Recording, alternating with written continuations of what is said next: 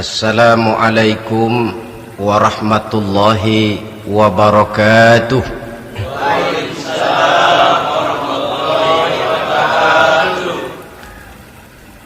Alhamdulillahi rabbil alamin. Wassalatu wassalamu ala ashrafil anbiya'i wal mursalin Sayyidina wa maulana Muhammadin wa ala alihi wa ashabihil mujahidin at-tahirin, amma ba'd. Saudara hadirin kaum muslimin rahimakumullah. Sebagai yang kita maklum bahwa Islam bertujuan memelihara kemuliaan manusia yang diciptakan fi ahsani taqwim, dalam bentuk yang paling sempurna. Arak atau minuman keras jelas merupakan hal yang merusak dari berbagai aspek kehidupan, entah kesehatan tubuh, entah pertumbuhan akal, ketentraman rumah tangga, ketentraman masyarakat, bangsa dan negara. Cobalah sejenak kita adakan penyelidikan. Kalau masuk kita ke dalam penjara, melihat sel-sel di sana, berapa banyak yang mendekam di sel karena urusan minuman keras. Masuk kita ke rumah sakit, berapa banyak yang dirawat akibat minuman keras, akibat stres yang dialaminya. Berapa banyak rumah tangga berantakan, berapa banyak pembunuhan terjadi, pemerkosaan terjadi akibat daripada minuman keras ini. Yang paling ironi kalau dia sudah menyerang anak-anak muda kita. Padahal kita tahu remaja pemuda adalah bentuk miniatur daripada kehidupan suatu bangsa. Akan bagaimana warna Indonesia 20, 30, 40 tahun yang akan datang, remaja dan pemuda kita jawabannya. Bahkan dari segi agama pun, akan bagaimana warna Islam di Indonesia 20, 30 tahun yang akan datang, remaja itu pula jawabannya. Karena itu tidak terlalu berlebihan kalau saya berkata bahwa untuk menghancurkan Islam di Indonesia ini tidak perlu menghancurkan pondok pesantren, tidak perlu menutup masjid, melarang pengajian, menyegel musola, tidak perlu. Untuk menghancurkan Islam di Indonesia cukup dengan meracuni remaja, pemuda-pemudi Islam di Indonesia. Kalau mereka sudah diracuni, dijauhkan dari agamanya, masalahnya tinggal menunggu pergantian generasi. Maka yang jadi pilot proyek jelas remaja, pemuda, termasuk dengan menanamkan pengaruh minuman keras. Ditanamkan ke tengah remaja kita ini untuk jauh dari tuntunan agama. Hei pemuda-pemuda Islam, kalau kau mau jadi pemuda modern, jangan dekat-dekat ke masjid. Masjid khusus 60 tahun ke atas. Sepertinya di depan masjid itu ada papan pengumuman masjid khusus 60 tahun ke atas. Baca Quran kolot. Seiring dengan itu lalu modernisasi diartikan dengan westernisasi. Kau tidak akan bisa jadi pemuda modern sebelum semua yang datang dari barat kau telan mentah-mentah. Kau harus bisa bergaul seperti orang barat, berumah tangga macam orang barat, makan minum seperti orang barat. Kalau nyanyi lagu barat yang orang lain gak ngerti, kamu juga gak tahu.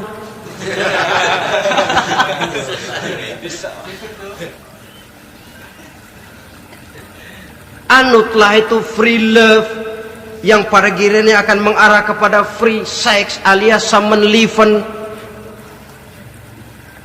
Isaplah itu ganja, morfin, narkotik. Jikalau sudah terlena kita dengan itu, maka kehancuran suatu bangsa sesungguhnya sudah dimulai. Penyakit minuman keras ini bukan cuma penyakit zaman ini. Masyarakat yang dihadapi oleh Rasulullah Sallallahu Alaihi Wasallam 14 abad yang lalu juga masyarakat yang kemaruk dengan minuman keras. Arab jahiliyah kalau sudah minum arak mabuk, tidak cuma minum, dia mandi pakai arak. Sistem pendidikan yang disampaikan Islam bijaksana. Mula-mula diberikan gambaran bahwa arak itu walaupun ada manfaatnya tapi ada bahayanya, dan bahayanya jauh lebih besar daripada manfaatnya. Tahap kedua diberikan pesan jangan mendekati solat dalam keadaan mabuk. Padahal solat 1 hari 1 malam 5 kali artinya makin jauh saja dia dari arak itu. Pada saat kondisi iman sudah memungkinkan, barulah turun vonis bahwa arak itu najis, perbuatan setan, jauhi. Yang ironi yang saya katakan tadi, racun mereknya madu. Kadang-kadang kita dibuai dengan iklan yang tidak mendidik. Saya pernah lihat ada iklan misalnya, Anda ingin modern, majulah bersama minuman ini. Atau minuman ini lambang pergaulan dunia yang maju. Modern diukur dari minuman. Yang jadi korban akhirnya remaja dan pemuda-pemudi kita. Saya teringat satu analisa dari Rasulullah sallallahu alaihi wasallam.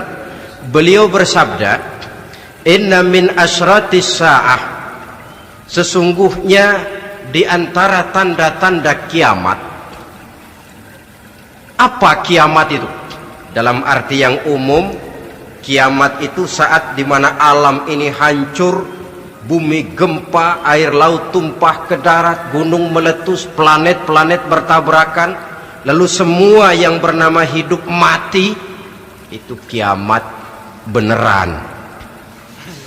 Saya nggak mau cerita kiamat beneran, sebab saya sendiri nggak kepengen ngalamin. Yang sering kita ngalami ini kiamat kecil-kecilan, kiamat mini. Apa kiamat mini itu? Hancurnya sendi-sendi kehidupan sosial. Maksiat merajalela, munkarat menjadi-jadi. Yang ma'ruf dianggap munkar, yang munkar malah menjadi ma'ruf. Yang salah disanjung-sanjung, yang benar dicaci maki. Tuntunan dianggap tontonan, tontonan malah jadi tuntunan. Kan kiamat kalau sudah begitu. Penjungkiran nilai. Kenapa hal semacam ini bisa terjadi? Penyebabnya kata Nabi, pertama ayyurfa'al ilmu. Ilmu diangkat oleh Allah. Bagaimana cara Allah mengangkat ilmu dan apa maksudnya itu? Allah mengangkat ilmu itu, saudara, caranya pertama dengan mewafatkan ulama. Makin banyak ulama wafat, makin banyak ilmu ditarik. Yang kedua, kurangnya minat orang untuk belajar agama. Kalau sudah klop macam itu, artinya agama sudah disudutkan ke pojok-pojok kehidupan. Agama cuma sekedar tinggal dekorasi.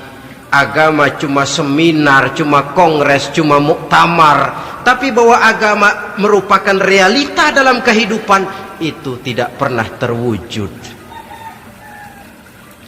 Kalau ulama sudah tiada, minat orang belajar agama berkurang, maka ajaran Allah tidak lagi didengungkan orang. Dikala itu, wa yudharal jahlu, akan muncullah kebodohan. Nampak kebodohan di mana-mana.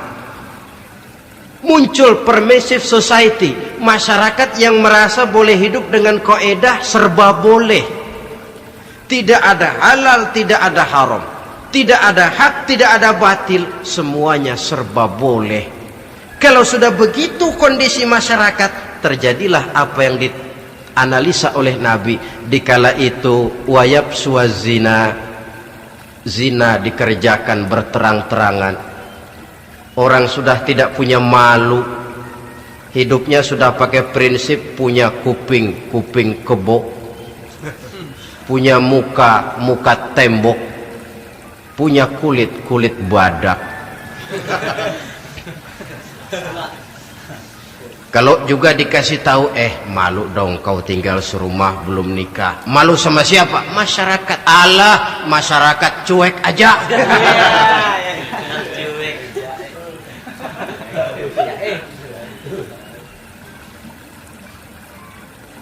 Bukankah realita kalau kita ikuti surat-surat kabar, berapa banyak sudah gadis-gadis bergelimpangan jadi korban, berapa banyak bayi-bayi yang lahir ke alam ini tanpa harus tahu kemana dia mesti manggil bapak, yang akhirnya mengalami keterakisan, dimasukkan ke dalam kantong plastik, dibuang ke tempat sampah.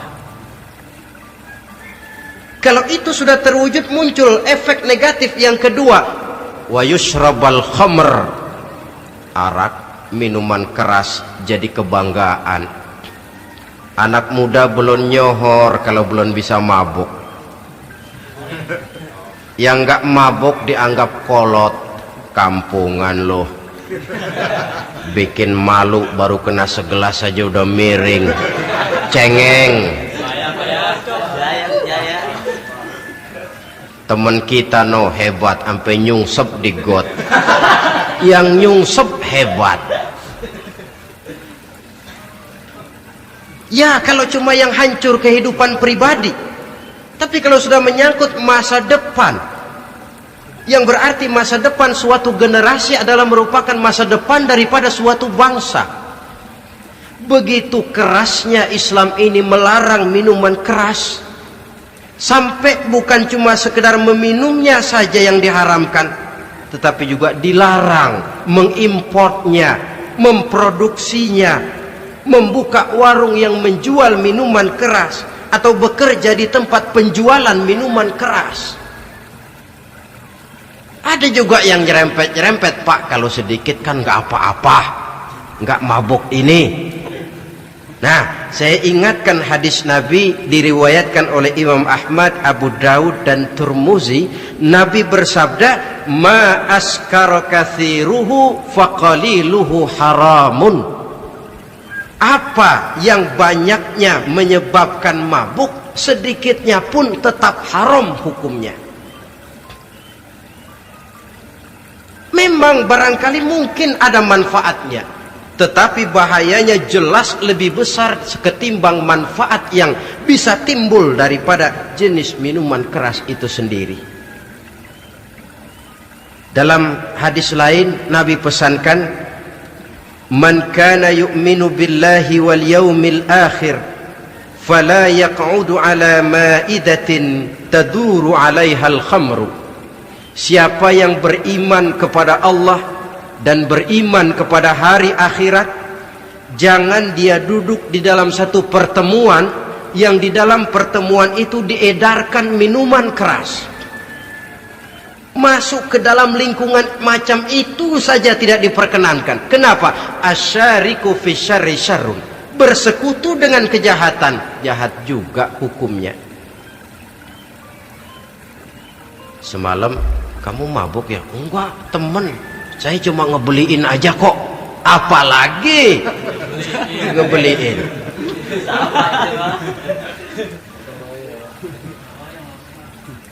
Sebab apa?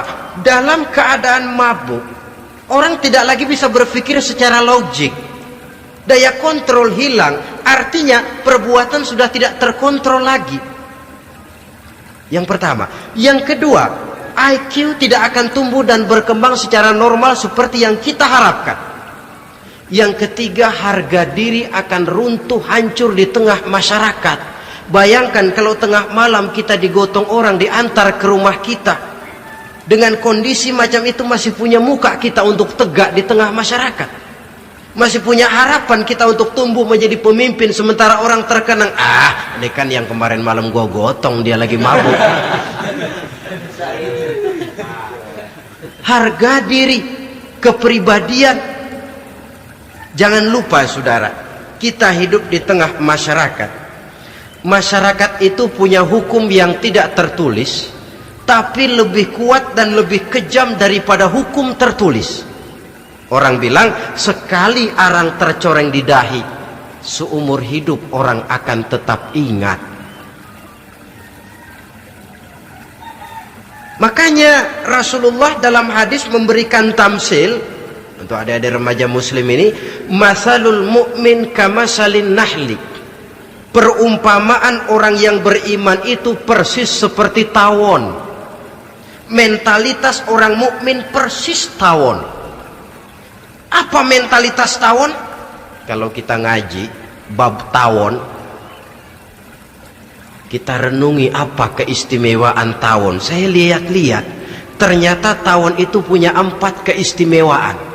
Pertama, tawon itu yang dihisap selalu saripati bunga. Bagus makanannya. Belum pernah tawon keliru makan. Saya belum pernah dengar kok ada tawon makan tahu.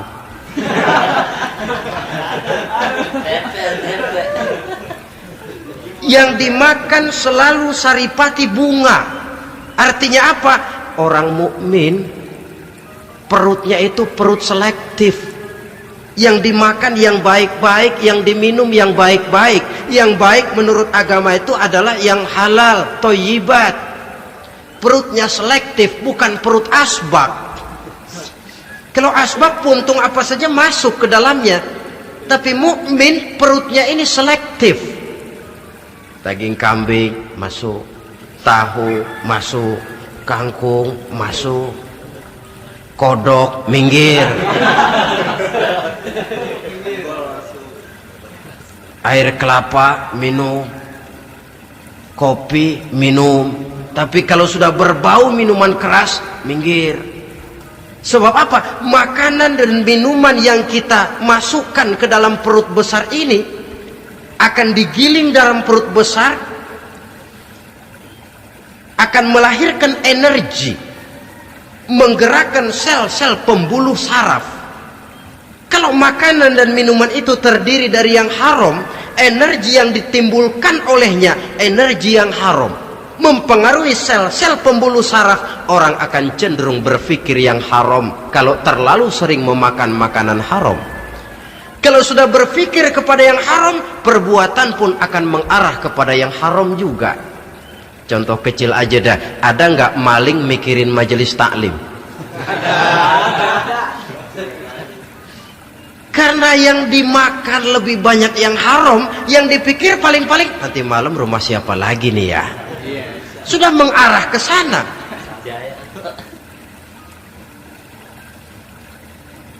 Saripati bunga yang dimakan tawon itu. Lalu tawon yang kedua saya lihat yang dikeluarkan selalu madu. Artinya apa? Orang mukmin itu kalau dia berkata, perkataannya mengenakan orang.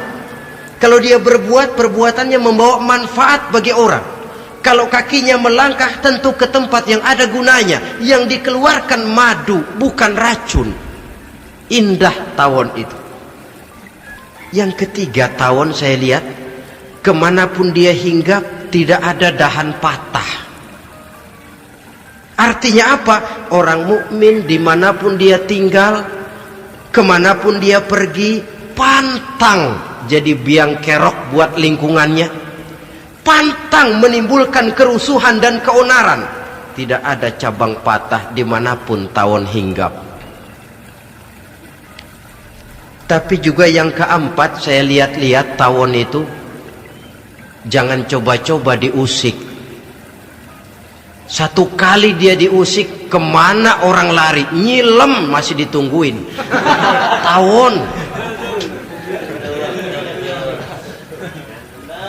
Tapi kalau nggak diusik, nggak ada tawon usil ke pasar nyariin orang. Ketika dia diusik, inilah saatnya saya harus mempertahankan kehormatan diri saya. Dia pun bangkit. Artinya apa?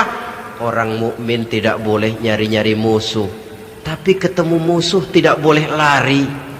Musuh jangan dicari, bertemu pun jangan lari.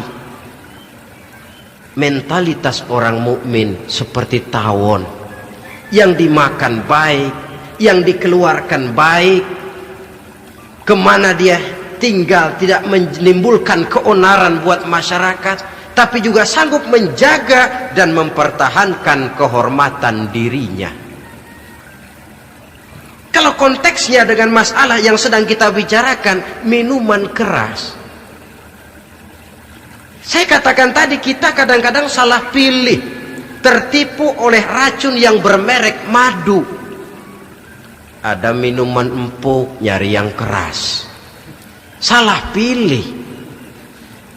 Ketahuan orang bikin pel buat anjing, manusia yang nelen. Akhirnya miring kayak anjing. Saudara, mari kita renungi An-Nisa ayat 140. Allah Subhanahu wa ta'ala mengingatkan, qad nazzala alaikum fil kitabi an idza sami'tum ayati Allahi yukfaru biha wa yustahza'u biha fala taq'udu ma'ahum hatta yakhudu fi haditsin ghairi innakum idzam misluhum. Sungguh, kata Allah, telah diturunkan kitab Al-Quran ini kepada kamu,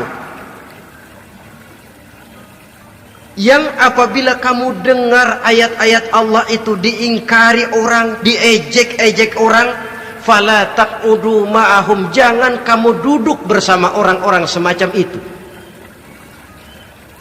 Bagaimana mengejek ayat-ayat Allah? Misalnya, tahu kalau minuman keras itu diharamkan, tapi masih minum juga, itu kan mengejek ayat namanya. Duduk di majelis semacam itu dilarang oleh Quran. Kenapa? Innakum izam misluhum. Kalau kamu juga duduk di majelis semacam itu, kau dan mereka sama saja, kata Quran. Sama saja. Tahu kalau minuman yang memabukkan itu diharamkan agama, tapi diminumnya juga mengejek ayat Allah. Duduk di tengah kelompok mereka berarti ikut mengejek ayat Allah. Dekat saja pun jangan, entahlah lagi sampai meminumnya. Maaf, bukankah Allah menurunkan Al-Quran kepada manusia? Kata Imam Al-Ghazali, persis, maaflah, seperti gubernur berkirim surat kepada Pak Lurah. Dalam suratnya Pak Gubernur bilang, Pak Lurah, tolong carikan tanah di daerah Kebayoran untuk sekolah 6.000 meter. Pak Lurah dapat surat dari Pak Gubernur, bangga bukan main. Itu surat sore, pagi, siang, malam dibaca, ditaruh di tempat yang tinggi, diberikan minyak wangi, mau diambil dicium dulu, dibawa dengan penuh hormat dan hati-hati. Tapi tanah yang dipesan Pak Gubernur tidak dicari-cariin. Penghargaan macam apa ini? Nanti gubernur cek, Pak Lurah, siapa? Sudah terima surat saya? Sudah Pak, sudah. Bagus. Lalu bagaimana? Aduh Pak, surat Bapak sore, pagi, siang, malam saya baca. Bagus. Apalagi Lurah? Surat Bapak saya taruh di tempat yang tinggi Pak. Saya pakaiin minyak wangi. Mau saya ambil, saya cium dulu. Saya bawa dengan penuh hormat dan hati-hati. Bagus Lurah, kau memang hormat sama atasan. Cuman Lurah, tanahnya udah dicariin belum? Nah yang itu belum tuh Pak, belum. Kata gubernur, bagus Lurah, besok berhenti lo ya.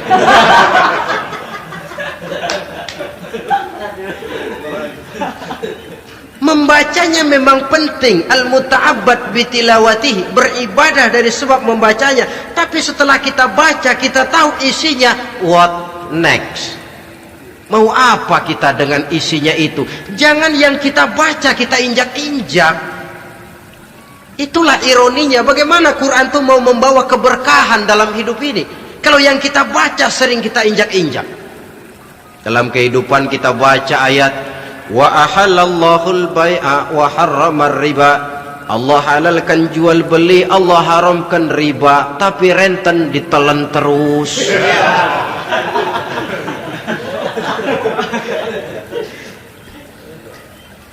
Kita baca ayat, wa'tasimu bihablillahi jami'an wa la tafarraqu. Berpegang teguhlah kamu kepada tali Allah, jangan bercerai-berai. Tapi sesama muslim pelotot-pelototan jalan terus. Janganlah yang sesama muslim kadang-kadang yang mengklaim dirinya sebagai pemimpin Islam kelihatannya juga sikut-sikutan jalan terus.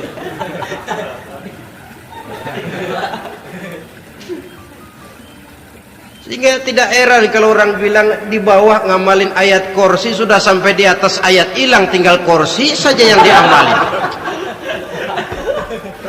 Ironi dan menyedihkan.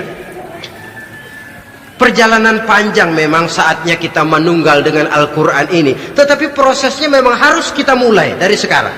Perkara kapan proses ini selesai itu bukan masalah kita, tapi bahwa kita sudah memulai suatu proses, itulah yang diharapkan. Hadirin yang saya hormati, oleh karena kerasnya peringatan Islam terhadap minuman keras, pernah satu hari seorang lapor kepada Khalifah Umar bin Abdul Aziz bahwa ada sekelompok orang berkumpul meminum minuman keras. Kata Khalifah Umar bin Abdul Aziz, dera mereka, hukum, cepat. Ya Khalifah, kenapa? Di tengah mereka ada juga orang yang Ramadan biasa puasa. Begitu, iya, yang biasa puasa duluan hukum. Kenapa? Mengerti memang lebih besar resikonya daripada tidak mengerti. Kalau yang tidak mengerti dilatar belakangi oleh kebodohan, barangkali masih bisa ditolerir, masih bisa dimaklumi. Ini toh sudah tahu mau puasa, kenapa berkumpul di majelis yang ada minuman keras? Tapi memang kelompok ini kan memang selalu ada. Kita lihat dalam masyarakat itu kan ada 4 kelas itu. Pertama, ada orang yang tahu perintah dan tahu larangan. Ini the first class, kelompok terbaik. Perintah tahu dia kerjakan, larangan tahu dia jauhi. Ini orang terbaik. Yang kedua, ada orang tahu perintah tapi tidak tahu larangan. Perintah tahu, larangan tidak tahu. Sholat mau, puasa mau, zakat fitrah bayar, nyolong mau, mabuk ayo. Perintah tahu tapi larangan tidak tahu, akhirnya semua dikerjain. Barangkali yang rada bingung malaikat bagaimana nyatatnya ini, kotor absen.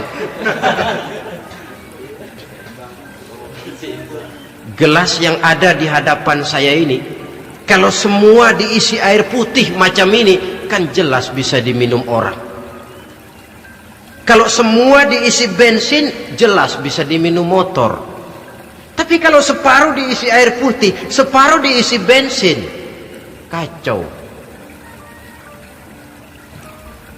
Kalau gelas yang ada di hadapan saya ini sepenuhnya diisi air putih, jelas bisa diminum orang.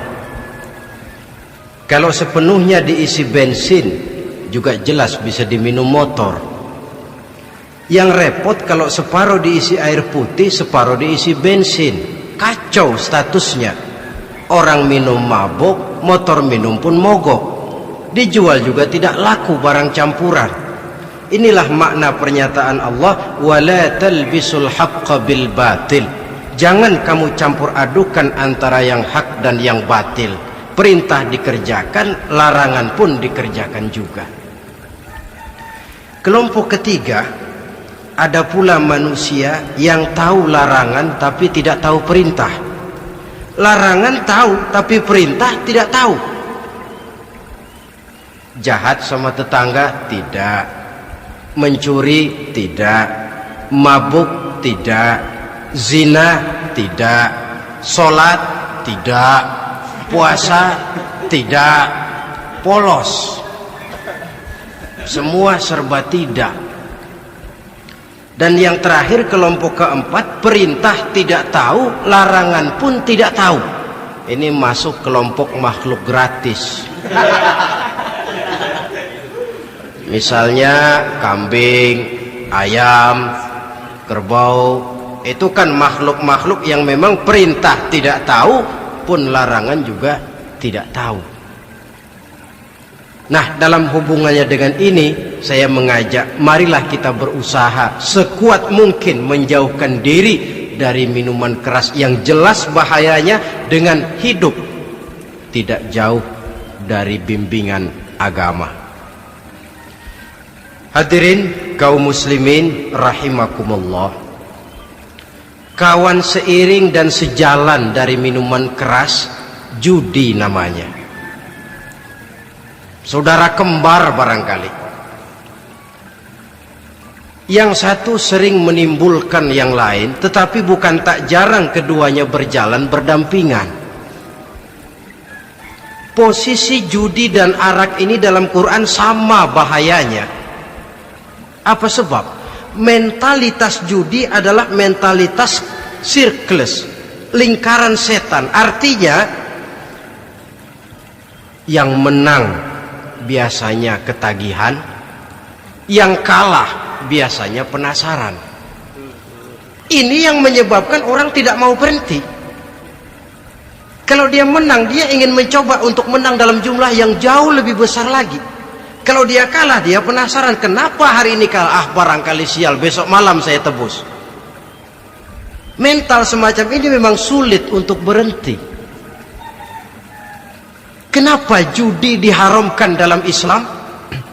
Pertama, seorang muslim di dalam berusaha mencari harta, dia harus mengikuti sunnatullah. Kata kita orang muslim, hukum alam kata orang sekarang, natural of law bahasa kerennya. Berusaha menurut hukum kausal, memasuki rumah dari pintunya, menunggu suatu akibat dari sebab yang kita lakukan, bahwa kalau begini mesti begitu. Karena kita memang terikat oleh permainan yang disebut hukum alam ini. Hidup bukan undian, jangan mengharap untung besar tanpa mau peras keringat. Satu pagi Khalifah Umar bin Khattab radhiyallahu an masuk ke masjid. Beliau lihat ada orang sedang berdoa khusyuk betul. Ditunggunya 2 menit, 3 menit, sampai 10 menit lebih belum juga selesai. Agak lama orang itu berdoa. Selesai berdoa, dihampiri orang itu oleh Sayyidina Umar. Beliau tanya, saudara, lagi apa? Tadi itu berdoa ya Khalifah. Minta kepada Allah? Tentu minta kepada Allah. Minta apa kamu? Minta rezeki. Sudah lama? Dari tadi habis sembahyang subuh. Dapat? Belum. Ya memang kata Sayyidina Umar, inna sama la tumtiru zahaban wala fiddatan. Langit itu tidak mungkin akan menghujankan emas, tidak mungkin pula menghujankan perak. Jadi orang dilarang duduk bermalas-malas menunggu keajaiban yang datang dari langit. Karena memang hidup ini bukan undian, jadi jangan mengharap untung besar tanpa mau peras keringat. Di dalam berusaha kita terikat oleh sunnatullah. Kalau begini sebab penyebabnya, akan begini akibat yang ditimbulkannya. Yang kedua, Islam menjadikan harta manusia itu sebagai benda berharga yang dilindungi.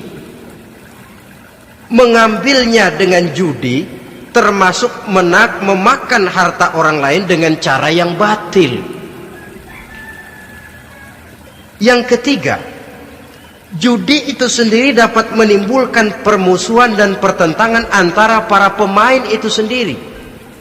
Meskipun kelihatannya kompak duduk dalam satu meja yang saling berhadap-hadapan, yang kalah kelihatannya pasrah, tetapi kan itu cuma kulit permukaan. Batinnya bagaimanapun juga yang kalah itu tetap mendendam. Sedangkan yang kalah di samping mendendam juga mengomel, mencaci mungkin ya lawan bermainnya, ya mungkin juga dirinya sendiri. Dan yang keempat, judi itu merusak aktivitas hidup, membuat orang membuang waktu dengan tidak terasa, dan yang pada gilirannya melupakan orang kepada tanggung jawab. Wah, kalau sudah memegang kartu, konon kabarnya, saya sendiri alhamdulillah belum pernah, lupalah orang anak, lupalah orang kepada istri, lupalah orang kepada tanggung jawab. Waktu pun berlalu tanpa terasa. Apalagi kalau sudah diiming-iming oleh gambaran akan memperoleh keuntungan yang besar. Termasuk di dalam judi itu undian, apapun namanya. Yang usaha ke arah ini seharusnya tidak dipermudah, walaupun dengan embel-embel dana kemanusiaan, sumbangan sosial. Saya tidak begitu yakin, saudara, bahwa bangsa Indonesia ini sudah begitu menipis rasa kemanusiaannya sehingga untuk berlaku sosial mesti diimbangi dengan hadiah sekian juta rupiah. Saya tidak percaya bahwa umat Islam di Indonesia sudah begitu tipis rasa kasih sayangnya kepada sesama sehingga sulit mengeluarkan bantuan kalau tidak diimbangi dengan hadiah yang sekian puluh juta rupiah. Yang saya khawatir apa? Pada gilirannya di negeri ini akan makin banyak penghayal-penghayal kelas berat, tukang-tukang lamun kelas tinggi, yang hidup cuma ngumpulin jikalau. Jikalau, andai kata, umpama misalnya orang sudah kemana-mana kita masih menghitung jikalau.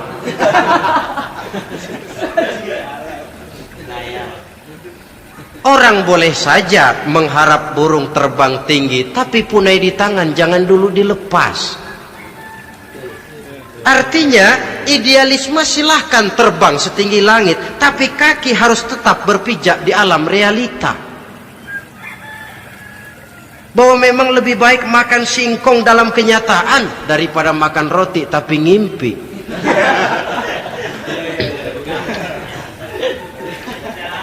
Kadang anaknya menangis, Pak minta jajan, ada uang 200 rupiah. Sudahlah sabar, kau jangan jajan, nanti bapak beliin kalau tembus 100 juta nih. Akhirnya yang 100 juta tidak, anak pun kelaparan. Bukankah akan jadi masalah bagi semuanya? Belum lagi rasa sayang kepada harta yang sudah dia miliki, entah itu tanah, rumah, kendaraan. Kalau sudah kadung kala di meja judi, hilang rasa sayang kepada benda itu. Ada rumah-rumahnya dilelang, ada kendaraan-kendaraan jadi taruhan, ada jam tangan pun copot tanpa terasa. Maka berapa banyak rumah tangga berantakan, istri minta cerai, orang jadi nekat merampok, orang jadi nekat mencuri, korupsi kalau dia pejabat. Akibat apa ini? Pengaruh yang namanya judi. Saudara kaum muslimin, ma'asyiral muslimin rahimakumullah. Itu sebabnya di dalam surah Al-Maidah ayat 90 Allah menekankan, innamal khamru wal maisir wal ansab wal azlam rijsun min amali syaitan fajtanibuhu la'allakum tuflihun. Sesungguhnya arak, judi, berhala, mengundi nasib itu rijsun. Ya Allah, jarang benar Quran menggunakan kalimat rijsun. Rijsun ini sudah merupakan puncak kekotoran. Bapak moyangnya najis, itu rijsun. Rijsun, kotor. Sudah kotor ditambah pula min amali syaitan, pekerjaan setan. Fajtanibuhu, jauhi. Jangan sampai main, dekat saja tidak boleh, jauhi. La'allakum tuflihun, jikalau kamu mau menjadi orang-orang yang beruntung. Sejarah tidak pernah mencatat ada orang jadi miliuner karena judi. Sejak David Rockefeller sampai Aristotle Onassis, orang-orang kaya top di dunia, mereka kaya bukan karena judi, tapi karena kemauan peras keringat banting tulang, mau memulai sesuatu dari kenyataan yang real di depan mata. Sebab apa? Hidup ini memang perjuangan. Janganlah kita ingin hidup dengan satu prestasi, ingin tetap hidup seperti apa adanya sekarang ini saja, toh kita harus berjuang. Apalagi ingin hidup lebih baik, lebih terhormat, lebih mudah. Hidup perjuangan. Perjuangan berarti pengorbanan. Berani hidup artinya berani berjuang. Berani berjuang maksudnya rela berkorban. Takut berkorban, jangan berjuang. Tidak mau berjuang, berhenti hidup. Itu logika. Dan bagaimanapun saya yakin lebih baik berkorban daripada menjadi korban. Kalau sekarang kita berkorban, peras keringat, banting tulang, berusaha secara sunnatullah untuk menghidupi anak, istri, keluarga, pada satu saat kita tidak akan menjadi korban kebrutalan anak-anak kita sendiri kalau mereka dibesarkan dan tumbuh berkembang oleh hasil yang diperoleh dari meja judi. Ayat 91 Al-Maidah ini lebih memperkuat lagi. Kalau itu arak, judi, berhala, mengundi nasib adalah perbuatan setan, sebenarnya setan mau apa sih? Ayat 91 menegaskan, innama yuridu syaitanu ayyuqi'a bainakumul adawata wal baghdha'a fil khamri wal maisir. Yang dimaui setan itu tidak lain supaya dengan arak dan dengan judi timbul rasa permusuhan, sikap memusuhi, saling marah di antara kamu. Coba, biasanya dalam meja judi sudah loyo, waktu juga sudah berlarut-larut. Yang menang mau berhenti, apa yang kata yang kalah? Berhenti dah, gue wacok loh. Enak bener, gue lagi kalah, lo berhenti. Coba, kira-kira kapan akan selesai permainan? Akan timbul permusuhan, akan timbul rasa dendam, kesumat yang ditanamkan oleh setan. Karena memang baik arak, baik judi, baik berhala, baik mengundi nasib, itu semua permainan-permainan setan yang diberikan kepada kita untuk kita ikut andil bermain di dalamnya. Tatkala kita ikut terkena jerat setan, tertawalah mereka. Kenapa? Oh, makin banyak teman saya di neraka. Maaf, setan itu kan sudah tahu vonisnya. Ketika dulu dedengkotnya yang namanya iblis terusir dari surga, itu bikin semacam perjanjian dengan Allah. Tuhan, kenapa iblis? Gara-gara Adam saya terusir dari surga. Maka sejak saat ini Adam dan seluruh keturunannya adalah musuh bebuyutan saya. Saya akan gelincirkan mereka dari jalan. Silahkan iblis, goda mereka, tapi kau tidak akan mungkin bisa menggoda mereka kalau hamba-hambaku itu menjadi hamba yang ikhlas. Hanya hambaku yang ikhlas yang tidak mungkin kamu goda, yang lain barangkali bisa. Sejak saat itulah iblis memproklamirkan permusuhan, dan dia sudah tahu betul vonisnya neraka. Tugas dia sekarang bagaimana mengumpulkan teman sebanyak-banyaknya ke dalam neraka. Hamba Allah saja yang tidak tergelincir kepada minuman keras dan judi. Hamba Allah yang ikhlas itu bagaimana? Yang ikhlas menjadi hamba Allah dalam arti kata dan perbuatannya memang mencerminkan bahwa dia hamba Allah. Maaf, di zaman sekarang ini kan banyak orang cuma berkata saya hamba Allah mulutnya, tapi perbuatannya membuktikan dia hamba setan, hamba dunia, hamba harta, budak jabatan, budak nafsu. Tidak sesuai antara ucapan dan perbuatan. Sebab itu kata-kata hamba Allah kalau keluar dari mulut manusia itu murah, soalnya ngaku siapapun bisa. Tapi diakui atau tidak, ini yang kita belum tahu. Ada juga orang berdalih, saya kan masang kalau dapat nanti mau nyumbang masjid.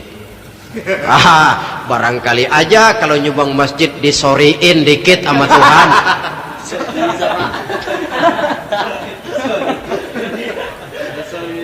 Apa bisa begitu? Saudara, kita tidak mungkin mencuci kain dengan air najis. Innallaha thayyibun, kata Nabi, la yaqbalu illa thayyiba. Allah itu baik dan hanya menerima yang baik. Bahwa dalam Islam tujuan yang baik harus dicapai dengan prosedur yang baik. Bahwa niat menyumbang masjid bagus, tapi hasil daripada judi atau undian tidak akan menyampaikan kita kepada tujuan itu. Tidak boleh mencuri kain walaupun niatnya untuk sholat. Kalau nyolong kain niatnya buat sembahyang, dimaafin kali. Walaupun sholatnya sah, mencuri kainnya tetap saja dosa. Islam tidak menghalalkan segala cara untuk mencapai suatu tujuan. Bahwa tujuan yang baik harus dicapai dengan cara yang baik juga. Dan penyakit judi ini juga bukan penyakit baru. Sejak dulu masa jahiliyah, judi mereka, saya kira kalau Las Vegas, kota judi Amerika saja barangkali masih kalah dengan cara judi jahiliyah dulu. Mereka kalau sudah judi itu uang, habis uang ada punya tanah pasang taruhan, habis tanah ada rumahnya dipasang, apalagi yang ada ternak unta dipertaruhkan, harta habis, rumah ludes, kebun binasa, ada istri juga dipasangin. Judi.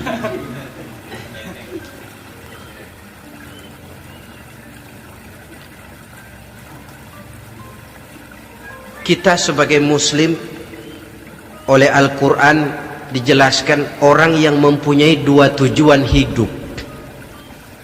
Pertama, tujuan jangka pendek. Yang kedua, tujuan jangka panjang. Tujuan jangka pendek, dunia dan seluruh isinya. Tujuan jangka panjang adalah akhirat dan ridho Allah. Ini yang terpantul dalam doa setiap kita. Rabbana atina fid dunya hasanah wa fil akhirati hasanah. Tercapai tujuan jangka pendek fid dunya hasanah, dan tujuan jangka panjang wa fil akhirati hasanah. Untuk mencapai tujuan jangka pendek, merangkul dunia dan seluruh isinya, apa yang jadi modal utama? Pertama, pendidikan. Makin tinggi jenjang karier pendidikan yang kita tempuh, rasa-rasanya makin mudah menjangkau dunia dan isinya. Yang kedua, pengalaman. Tenaga expert masih tetap diperlukan. Makin banyak pengalaman, makin mudah menjangkau dunia. Yang ketiga, dan ini ada tapi tidak bisa dijadikan pegangan, faktor nasib, faktor kebetulan. Ada tapi tidak bisa dijadikan pegangan mutlak. Pendidikan, pengalaman, ingin menjangkau fid dunya hasanah, ini modal utama. Lalu untuk mencapai fil akhirati hasanah, prestasi ibadah. Bagaimanapun tinggi pangkat dan jabatan kita, bagaimanapun banyak gelar kita sandang, tanpa prestasi ibadah, nol besar kita dalam pandangan Allah. Itu sebabnya kita sholat. Jadi tidak beralasan kalau orang ditanya, kenapa sih kamu nggak sholat? Tetangga saya sholat melarat terus. Memang sholat itu bukan untuk mencari uang kok. Kalau ada orang yang rajin sholat, rezekinya kelihatan lancar, itu cuma sekedar persekot. Uang muka, cashnya tetap di akhirat nanti. Efeknya apa? Karena kita punya tujuan jangka panjang, mengharap ridho Allah di akhirat, cara kita mencapai tujuan jangka pendek dibatasi oleh pertanyaan, Allah ridho apa enggak? Kita cari uang, tapi pertanyaan pokok, Allah ridho enggak cara ini? Kita mengejar kedudukan, tapi Allah ridho enggak dengan cara ini?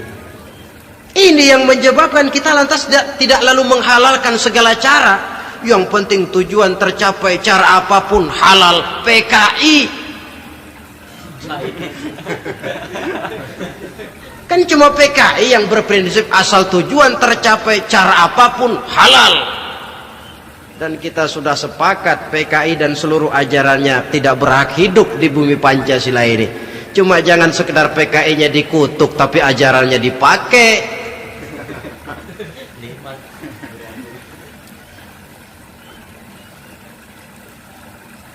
Nah, untuk mencapai dua tujuan ini,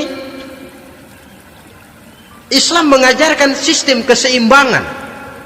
Sehingga Nabi sabdakan, "I'mal lidunyaka ka'annaka ta'ishu abada, wa'mal li akhiratika ka'annaka tamutu ghada." Bekerjalah buat duniamu seolah-olah kau akan hidup untuk selamanya, tetapi bekerjalah untuk akhiratmu seolah-olah kau akan mati besok. Jadi kalau kita sudah sholat menghadap Allah, usolli fardal maghrib, Allahu Akbar, ingat seolah-olah kita akan mati besok supaya timbul khusyuknya. Tapi kalau kita sudah bekerja, kuliah, bekerja, belajar di tempat tugas, ingat seolah-olah kita akan hidup selamanya supaya timbul gairah kerja. Jangan dibalik. Di kantor ingat mati, lemas terus. Ngapain kerja sungguh-sungguh bakalan mati. Lagi sholat ingat Duta Merlin, Altiron Plaza, ya kacau, salah pasang, tidak pada tempatnya. Untuk mencapai fid dunya hasanah ini, Islam mengajarkan tempuh jalur yang mengikuti sunnatullah. Itu yang dihargai oleh agama. Terikat oleh hukum kausal bahwa kalau ini yang saya usahakan hasilnya akan begini. Perkara nanti hasil tidak seperti yang kita harapkan, baik sangkalah kita kepada Allah. Sebab kita tidak tahu rahasia apa di belakang itu. Kadang orang mengeluh, habis saya rajin sholat tapi rezeki seret, berhenti aja dah. Kita tidak tahu rahasia di belakang itu. Pernah hadirin, satu hari seorang petani, dia selesai bekerja di ladang, istirahat. Dia tidur di bawah sebuah pohon beringin. Di sebelah pohon beringin itu ada pohon labu. Dia berpikir, kalau saya lihat-lihat Tuhan nggak adil katanya. Masa pohon beringin pohonnya besar, buahnya kecil. Pohon labu pohonnya kecil, buahnya gede. Tuhan bukan arsitek ulung ini.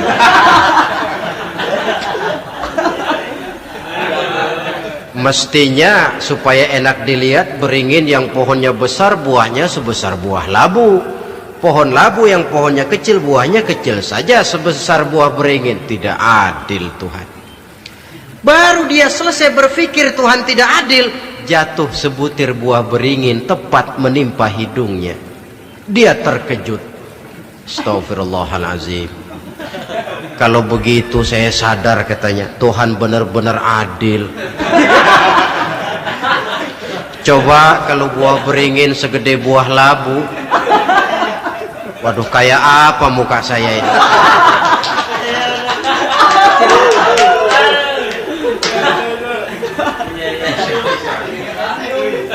Baru terbuka pandangan matanya setelah berhadapan dengan kenyataan. Baru keluar respek. Allah benar-benar adil. Padahal semenit yang lalu dia masih berkata, Tuhan bukan arsitek ulung. Tapi semenit kemudian setelah berhadapan dengan kenyataan yang real dia hadapi, wah Allah benar-benar adil.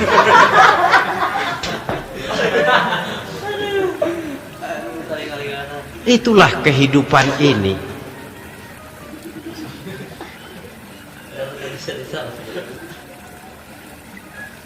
Saudara hadirin yang saya hormati, karena itu baik arak baik judi dua-duanya merupakan bahaya laten yang tidak hanya mengancam kehidupan agama tetapi juga masyarakat, bangsa dan negara, apalagi kalau sudah jatuh kepada generasi penerus.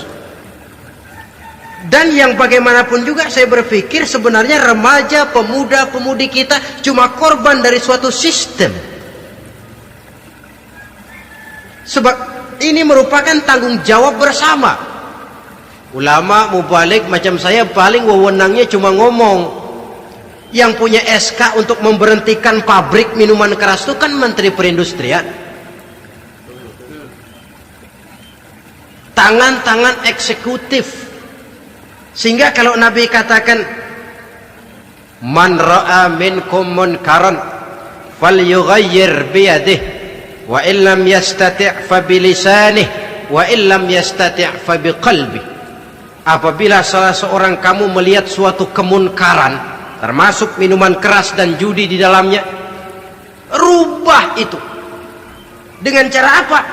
Kalau kau mampu dengan tangan, artinya power, kekuatan. Kalau dengan tangan tidak mampu, ini orang kalau gue pukul gue yang melintir nih. Umpamanya fabilisani, dengan lidah ngomong. Mas, saya senang sampean tinggal di sini, kampung kami tambah warga, tapi tolonglah jangan bawa pengaruh yang tidak baik.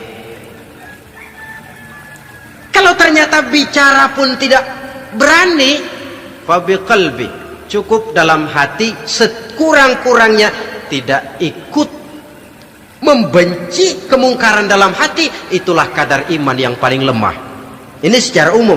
Tapi kalau hadis ini kita mau adakan semacam, katakan description of job, bahasa kerennya, kita adakan pembagian tugas.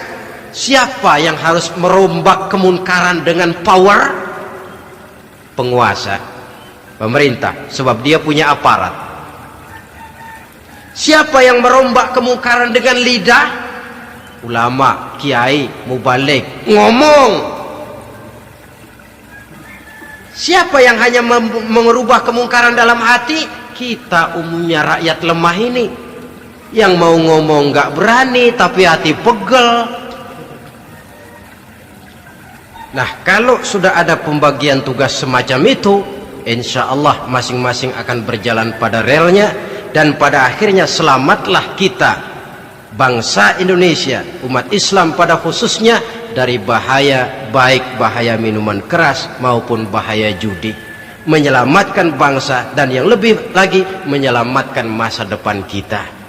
Sekianlah saudara pertemuan kita pada saat ini, mudah-mudahan ada manfaatnya. Terima kasih atas segala perhatian, mohon maaf atas segala kekurangan. Usikum wa nafsi bitaqwallah. Wassalamualaikum warahmatullahi wabarakatuh.